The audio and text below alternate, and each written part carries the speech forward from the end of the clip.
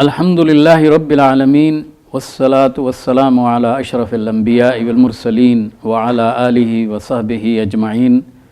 अम्मा बाद फ़क़ाल अल्लाहु तआला फ़ी किताबिहिल करीम वरत्तिलिल क़ुरआन तरतीला इन्ना सनुल्क़ी अलैका क़ौलन सक़ीला इन्ना नाशिअतल लैलि हिय अशद्दु वत्अन व अक़वमु क़ीला। सदक़ल्लाहुल अज़ीम। क़ुरान अल्लाह की किताब जिसको सही अंदाज में पढ़ना, उसके लिए लफ्ज़ तरतील भी इस्तेमाल हुआ है, उसके लिए लफ्ज़ तिलावत भी इस्तेमाल हुआ है, उसके लिए लफ्ज़ तजवीद भी इस्तेमाल हुआ है। और देखिए तरतील का लफ्ज़ अल्लाह ताला ने, ये जो आयत मैंने आपके सामने पढ़ी है, इसमें ये फरमाया अपने रसूल सल्लल्लाहु अलैहि वसल्लम को कि रत्तिलिल कुरान, कुरान को तरतील के साथ पढ़िए। तरतील क्या चीज़ है? असल में लफ्ज़ रितल है, रे ते और लाम। रितल उस दाने को कहते हैं जो सहरा में रेत होती है और वो जो मोटे मोटे दाने होते हैं जो अलग अलग होते हैं उनको कहा जाता है, जबकि मट्टी के ज़र्रात इकट्ठे होते हैं, रेत के दाने अलग अलग होते हैं।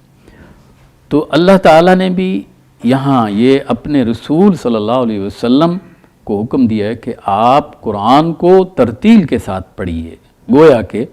कुरान के तमाम हरूफ को इतना वाज़े पढ़िए कि सुनने वाले को समझ आए कि वो लफ्ज़ क्या है। उनके अल्फाज को इतना अलग करके पढ़िए कि लोगों को, सुनने वालों को समझ आए, और हर आयत पर ठहर कर उसको मुकम्मल कर दीजिए। इसको तरतील कहा जाता है। लफ्ज़ को, हर्फ को और आयात को, और इस अंदाज में पढ़ना कुरान को जो है, ये अल्लाह ने अपने नबी को एक नुस्खा बताया है। और ख़ास तौर पर तहरीक इस्लामी के लोग जो चाहते हैं कि अपनी दावत को लोगों तक पहुँचाएँ और वो दावत उनके दिल में उतर जाए, अल्लाह ताला ने ख़ुद उसका नुस्खा अपने नबी को बताया है कि दो काम ज़रूर कीजिए। और एक ये है कि तहज्जुद के अंदर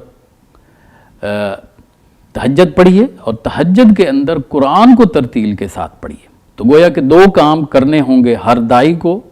हर इस्लामी इनकलाब के दावेदार को, और वो ये है कि तहज्जुद पढ़ना होगी और तहज्जुद के अंदर जो है कुरान को तरतील के साथ पढ़ना होगा। और तहज्जुद साफ ज़ाहिर है कि उस वक्त होती है, आदमी कोई उस वक्त दिखावा नहीं कर रहा होता, वो होता है या उसका रब होता है, और उस वक्त तरतील के साथ, खूबसूरत आवाज़ के साथ, अल्फाज को अलग अलग करके, हरूफ को मखारिज के साथ और आयात पर ठहर ठहर कर इस अंदाज में जब इंसान पढ़ता चला जाता है, तो उसको सुनने के लिए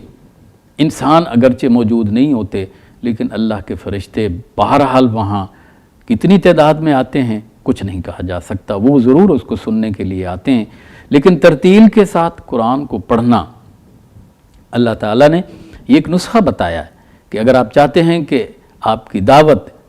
लोगों के दिलों में उतर जाए, कुरान को तरतील के साथ पढ़िए। फरमाया इन्ना सनुल्क़ी अलैका क़ौलन सक़ीला, बहुत भारी काम हम आपके ऊपर डालने वाले हैं, और वो है दावत इलल्लाह का काम। ये दावत इलल्लाह का काम कुरान को तरतील के साथ पढ़ने से बेहतर अंदाज में जो है मुअस्सर हो जाएगा।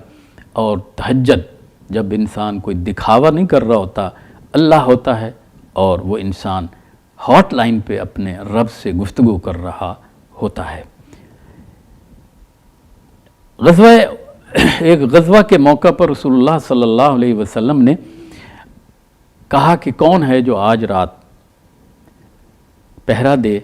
और मैं उसको जन्नत की ज़मानत देता हूँ। दो सहाबी हैं, वो आगे बढ़ते हैं और कहते हैं कि या रसूलल्लाह, हम पहरा देंगे। दोनों पहरा देना शुरू कर देते हैं और मुजाहिदीन सारे आराम करने के लिए सो जाते हैं। ये दोनों खड़े पहरा दे रहे हैं और दोनों आपस में मशवरा करते हैं कि अच्छे जाए कि हम दोनों जागते रहें, क्यों ना हम में से भी एक जो है वो आराम कर ले और एक जो है पहरा दे। तो ये उनके दरमियान एग्रीमेंट होता है और वो एक सो जाते हैं और एक खड़े पहरा देते हैं। दुश्मन जो है वो ताक में था। ये सहाबी जो खड़े थे, जिनको तीर लग रहे थे, आप अंदाज़ा कीजिए कि वो जो मैंने हॉट लाइन के बात की, अल्लाह ताला से इंसान डायरेक्ट गुफ्तगू कर रहा होता है कुरान की تلاوت کرتے ہوئے اس کو ترتیل کے ساتھ پڑھتے، وہ صحابی اس وقت جو ہے قرآن کی تلاوت کر رہے تھے۔ وہ تیر لگتے رہے، خون بہتا رہا، وہ خون بہتا بہتا پاؤں تک پہنچا، اور پاؤں سے ساتھ ہی جو ساتھی سو گئے تھے ان کے بدن کے نیچے پہنچ جاتا ہے، اور وہ ساتھی جاگتے ہیں اور وہ دیکھتے ہیں کہ وہ ساتھی قرآن کی تلاوت کر رہے ہیں اور تیر ان کے جسموں کے اندر لگتے چلے جا رہے ہیں۔ انہوں نے اپنے ساتھی کو جھنجھوڑا، اور وہ جب واپس گویا کہ اس کائنات سے جہاں وہ پہنچے ہوئے تھے، جب وہ واپس آتے ہیں تو وہ کہتے ہیں اللہ کے بندے، آپ کے تو جسم میں تیروں کی بارش ہو چکی۔ تو وہ کہتے ہیں اللہ کی قسم، مجھے نہیں معلوم کہ یہ تیر مجھے لگ چکے ہیں، اس لیے کہ میں تو قرآن کی تلاوت کر رہا تھا۔ اس کو کہتے ہیں قرآن کو ترتیل کے ساتھ پڑھنا، اور اللہ کے اور تہجد کے اندر اللہ تعالیٰ کے ساتھ یہ ہاٹ لائن پہ گفتگو ہوتی ہے۔ دیکھیے اس طرح قرآن کو پڑھنا، تمام علماء، تمام قاری جو اس قرآن کے ماہرین ہیں، جو قرات کے ماہرین ہیں، وہ یہ کہتے ہیں کہ قرآن کو ترتیل کے ساتھ پڑھنا واجب ہے، سنت نہیں، مستحب نہیں، واجب ہے، اس میں کوئی اختلاف نہیں۔ لیکن ہم کتنے کم علم ہیں کہ ایک چیز جو واجب ہے اس کو ہی ہم ترک کر بیٹھے ہیں کہ قرآن کو ترتیل کے ساتھ نہیں پڑھتے۔ قرآن کے بارے میں اللہ تعالیٰ نے خود فرمایا ہے کہ وَلَقَدْ يَسَّرْنَا الْقُرْآنَ لِلذِّكْرِ فَهَلْ مِن مُدَّكِرٍ، کہ قرآن کو ہم نے یقیناً بہت آسان بنایا ہے، لیکن ہے کوئی جو اس سے نصیحت حاصل کرے؟ یعنی اس کا پڑھنا بھی آسان، اس کا سمجھنا بھی آسان، اس پر عمل کرنا بھی آسان، اور اس کی دعوت کو لوگوں تک پہنچانا بھی آسان، اور اس کے نتیجے میں اللہ کی زمین پر اس کی کتاب کے قانون کو نافذ کرنا بھی بہت آسان ہے۔ 4 مرتبہ سورہ قمر میں اللہ تعالیٰ نے یہ فرمایا ہے۔ لہٰذا آئیے ہم یہ طے کر لیں کہ ہم نے اس قرآن کو، جو اس کا پہلا حق ہے کہ اس کو صحیح انداز میں پڑھا جائے، تو کیسے پڑھا جائے؟ ویسے تو اس کے بارے میں تجوید کے بہت زیادہ احکامات موجود ہیں، لیکن میں نے آسانی کے لیے یہ 4 اصول بنائے ہیں جو بہت ہی آسان ہیں، اور آپ ان کو سامنے رکھ کے قرآن کو جو ہے صحیح انداز میں، صاف ظاہر ہے کہ آپ قاری عبد الباسط تو نہیں بن سکتے، لیکن قرآن کو ترتیل کے ساتھ اچھے انداز میں آسان طریقے سے پڑھ سکتے ہیں۔ آئیے اس کتاب میں پڑھتے ہوئے، تلاوت کرتے ہوئے، سب سے پہلے خود اسی کا نام یعنی اللہ تعالی، لفظ اللہ جب اس قرآن میں آئے گا تو آپ اس کو کیسے پڑھیں گے،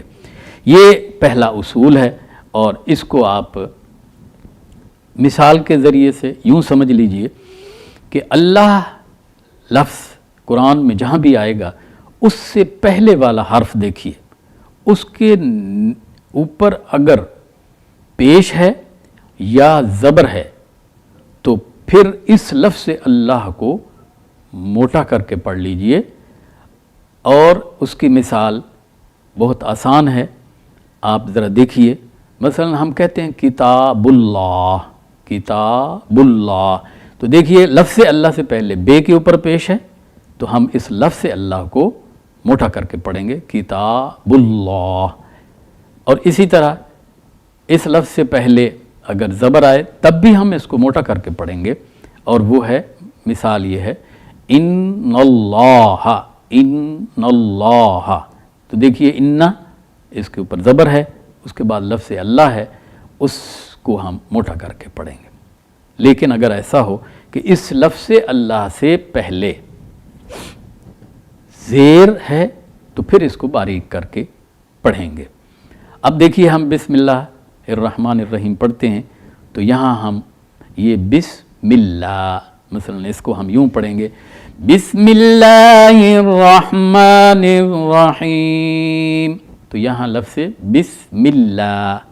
لفظ اللہ کو باریک کر کے پڑھنا ہے، اور جو ہے اس کو اگر موٹا کریں گے تو پھر یہ صحیح نہیں ہوگا، یعنی اس کو یوں کر کے نہیں پڑھ سکتے بسم اللہ، بسم اللہ الرحمن الرحیم، اور اعوذ باللہ میں بھی اسی طرح ہے، اعوذ باللہ من الشیطان الرجیم، تو یہ پہلا اصول ہے۔ اب میں اس کو